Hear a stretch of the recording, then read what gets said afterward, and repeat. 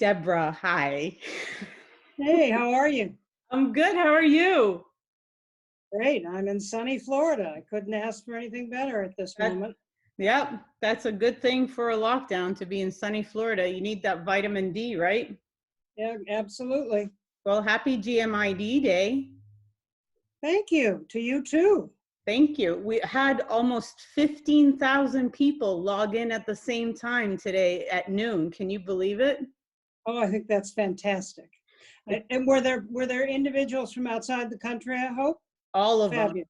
Yeah, they were from Fabulous. Yeah. all over the country, all over the world, like standard, united. It was amazing, amazing, amazing. So Right. that's why I wanted to just give you a call and say hi and see your face, because we miss that face, especially today.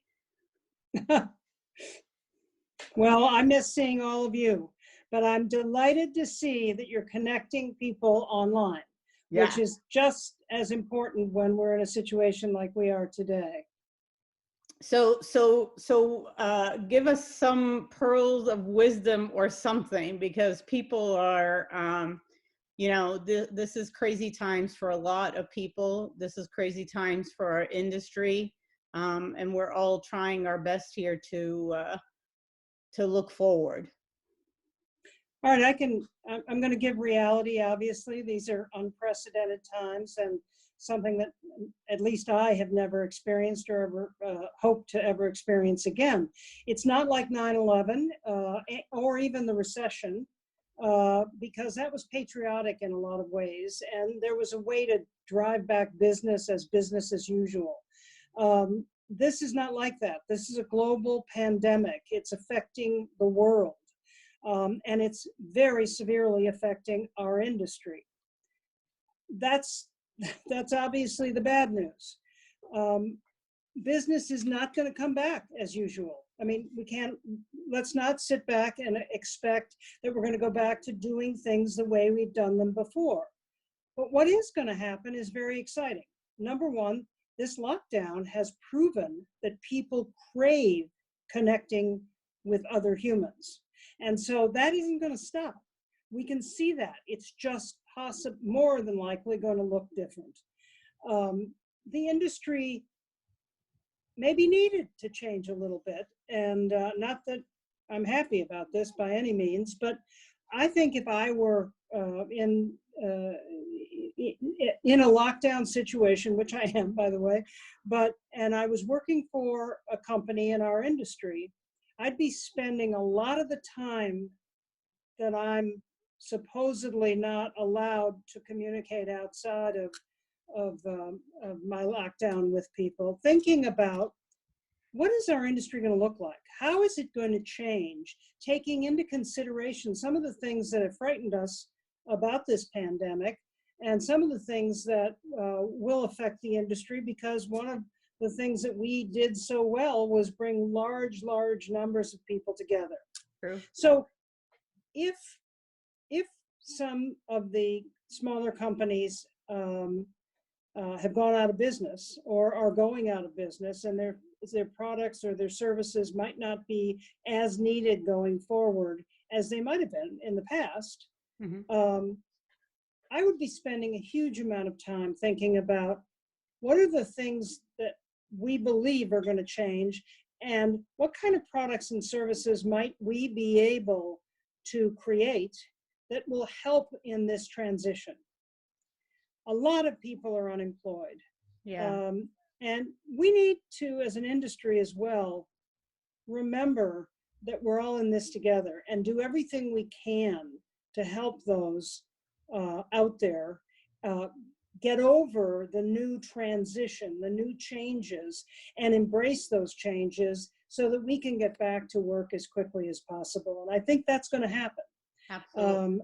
I absolutely feel that this industry is not going away, but it is going to look different. And those that are willing to recognize that they have to get out of their comfort zone and start really doing some major research about what did this tell us, and how can I help my industry continue to deliver education and research and connectivity and relationship building and product solving and et cetera, sales, product sales and things of that nature. How is this going to work?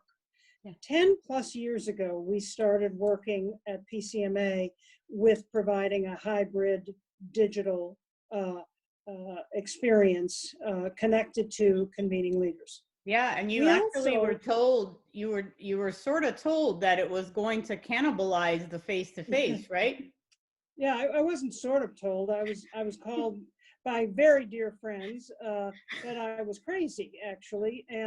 But I sat back and I said, guys, this is our industry. If it's really going to cannibalize us, we better understand it a little bit better. Otherwise, we're just going to Absolutely. be And now sitting people ducks. are drowning in it.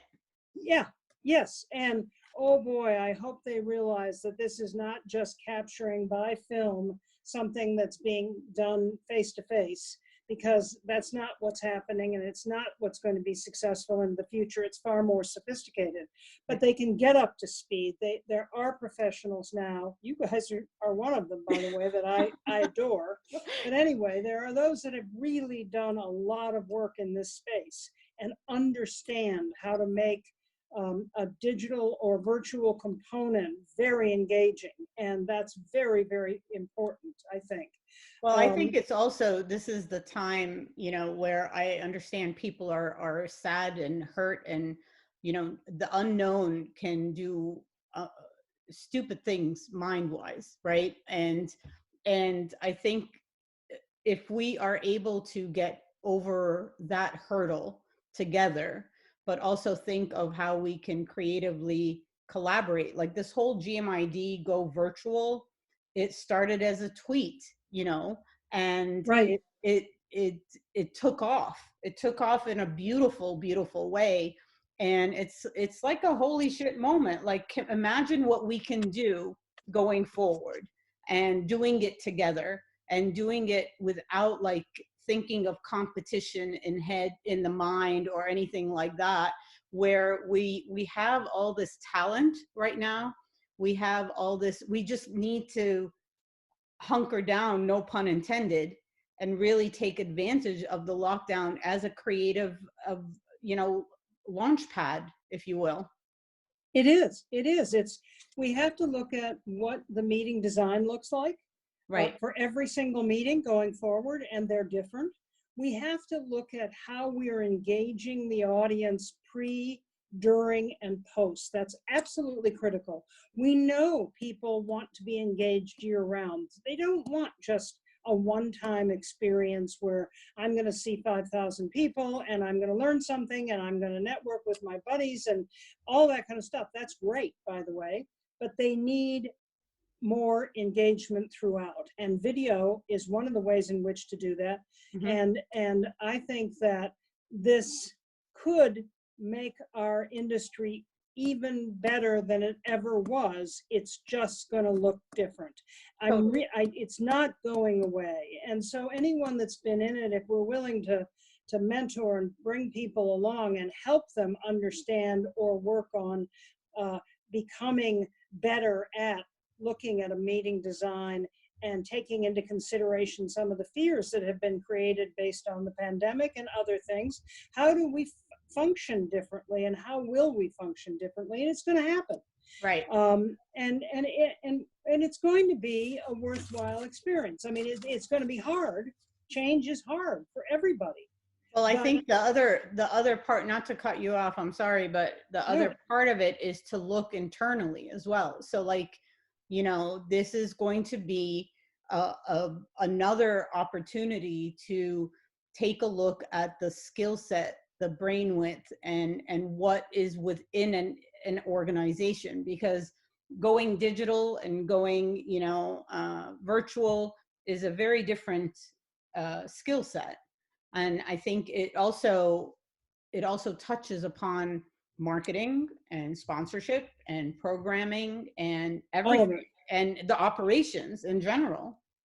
Right. And any leader shame on them if one of their team members comes and says, I've been thinking this might be something we could do to get through this time, or I've been thinking, or I would love to be more involved in the digital component or the hybrid component or the virtual or whatever terminology we're using today. I want to be part of that.